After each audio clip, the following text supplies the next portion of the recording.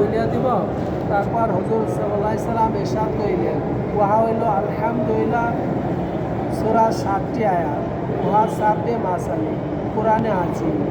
কোনো সুফিয়া ইকরাম হইতে বর্ণিত আছে যে পরবর্তী সকল আসমানি কিতাবের মধ্যে যাহা কিছু ছিল তাহা সম্পূর্ণ কালামে পাকে আসিয়া গিয়াছে।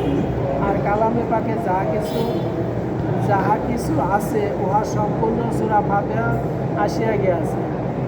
আর যাহা কিছু সূরা ফাতিহা আছে উহা বিসমিল্লাহর মধ্যে আসিয়া গিয়াছে। আর বিসমিল্লাহর মধ্যে যাহা আছে উহা বিসমিল্লাহ বা অক্ষরের মধ্যে আসিয়া গিয়াছে। উহার ব্যাখ্যায় বলা হইয়াছে যে এখানে বা হরফকে মিলানোর অর্থে আসিয়াছে। আর সব কিছুর দ্বারাই উদ্দেশ্য হল বান্দাকে আল্লাহ তাআলার সহিত মিলাইয়া দেওয়া। কেউ কেউ আরেকটু অগ্রসর হইয়া বলিয়াছেন যে বা হরফের মধ্যে যা কিছু আছে উহা তার মুক্তার মধ্যে আসিয়া গিয়াছে, অর্থাৎ দিনিয়াত এবং একত্ববাদ। কারণ পরিভাষায় মুক্তাকে এমন বিন্দুকে বলা হয় যাহা ভাগ করা যায় না। কোনো ভাষায় হইতে বর্ণিত আছে এই আয়াতে যাবতীয় দিনই দুনিয়াবি মাকসাদ আসিয়া গিয়াছে। অপর এক হাদিসে হুজুর সাল্লাল্লাহু আলাইহি সাল্লাম ইরশাদ বর্ণিত আছে যে সেই জাতের কসম যাহার কবজায় আমার জান। সূরা ফাতিহার মধ্যে এরূপ সূরা আর নাজিল হয় নাই, না তাওরাতে, না ইনজিলে, না জবুরে, না অবশিষ্ট কোরআন শরীফে। আল্লাহ আমাদেরকে বেশি বেশি তেলাওয়াত করার তৌফিক দান করুন।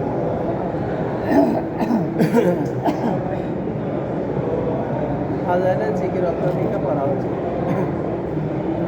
হুজুর সাল্লাল্লাহু আলাইহি সাল্লাম ইরশাদ ফরমান, ঈমানের 70টি বেশি শাখা রহিয়াছে।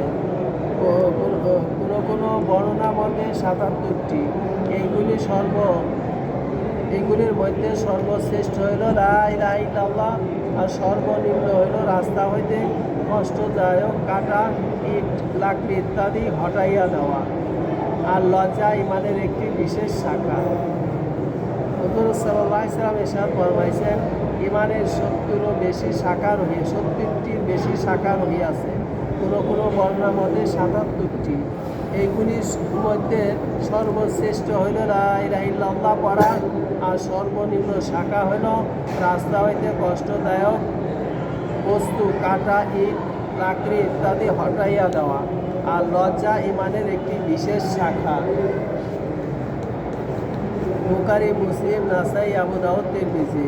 ফায়দা: লজ্জাকে বিশেষ গুরুত্বের কারণে উল্লেখ করা হইয়াছে, কেননা ইহা বহু গুনাহের কাজ, যথা জেনা, চুরি, অশ্লীল কথা, উলঙ্গপনা, গালিগালাজ ইত্যাদি হইতে বাঁচিয়া থাকার কারণ হয়। অনুরূপ এই লজ্জার খাতিরে মানুষ অনেক নেক কাজ করিতেও বাধা হইয়া যায়।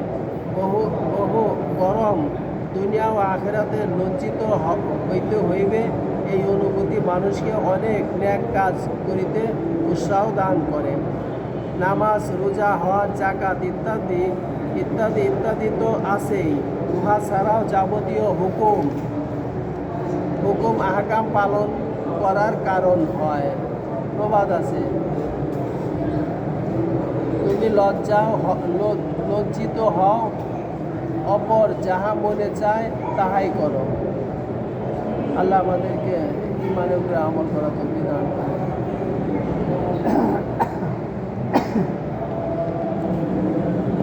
আজাইলে সাদাকাত থেকে বড় হয়েছে একটাইতে সাহাবা।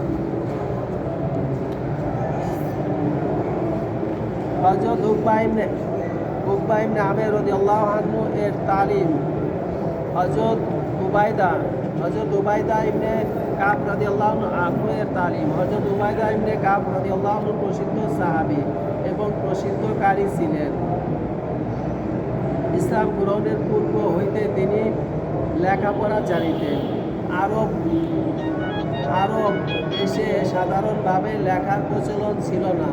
ইসলামের পর উহা প্রচলন হইয়াছে, কিন্তু তিনি পূর্ব হইতে লেখা জানিতেন।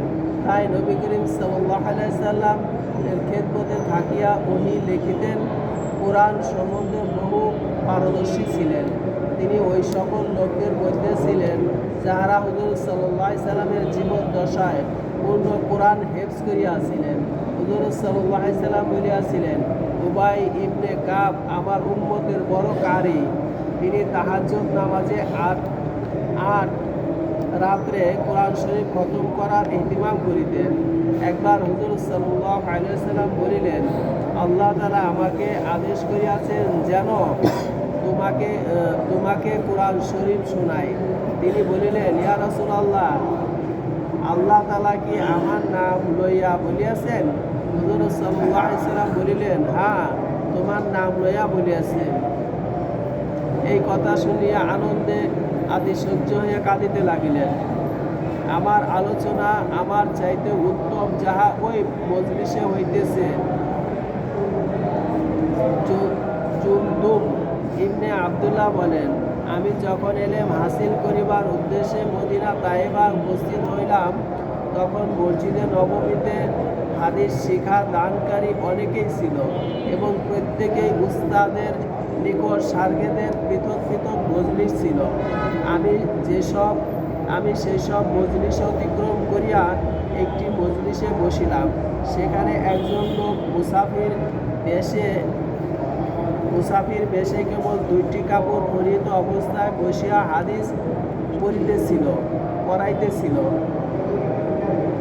আমি লোকদেরকে জিজ্ঞাসা করিলাম, ইনি কোন বুজুর্গ? উত্তরে বলা হইল যে মুসলমানদের সর্দার উবাই ইবনে কাব রাদিয়াল্লাহু আনহু। আমি তাহার মজলিসে বসিয়া গেলাম। যখন তিনি হাদিসের সবক হইতে অবসর হইয়া ঘরে যাইতেছিলেন, আমিও তাহার পিছনে চলিলাম। সেখানে যাইয়া দেখিলাম একটি পুরাতন ঘর, জীর্ণ শীর্ণ অবস্থায়, অতি সাধারণ আসবাবপত্র এবং অত্যন্ত সাদাসিধা জীবন।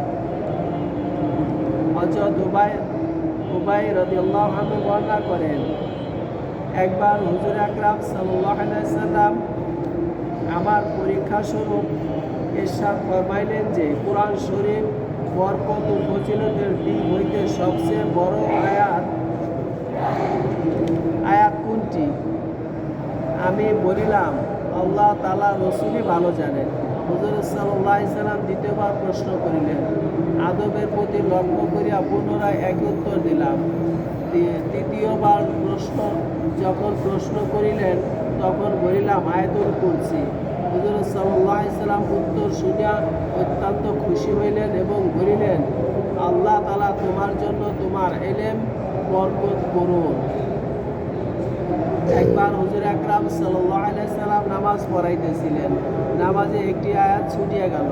হযরত উবাই রাদিয়াল্লাহু আনহু লুকমা দিলেন। নামাজ শেষে হুজুর সাল্লাল্লাহু আলাইহি সাল্লাম জিজ্ঞাসা করিলেন, কে বলিয়া দিয়াছে? হযরত উবাই রাদিয়াল্লাহু আনহু আরজ করিলেন, আমি বলিয়া দিয়াছি। হুজুর সাল্লাল্লাহু আলাইহি সাল্লাম বলিলেন, আমি ধারণা করিয়াছিলাম তুমি বলিয়া থাকিবে। ফায়দা, হযরত উবাই ইবনে কাব রাদিয়াল্লাহু আনহু ইলমের এত মশগুল ও কোরআন বিশেষ খেদমত থাকা সত্ত্বেও হুজুর সাল্লাল্লাহু আলাইহি সাল্লামের সহিত প্রত্যেক জিহাদে অংশগ্রহণ করিয়াছেন। হুজুরের কোনো জিহাদ এমন নাই যাহাতে তিনি শরীক হন নাই। আল্লাহ তাআলা আমাদেরকে সাহাবীদের অনুসরণ করা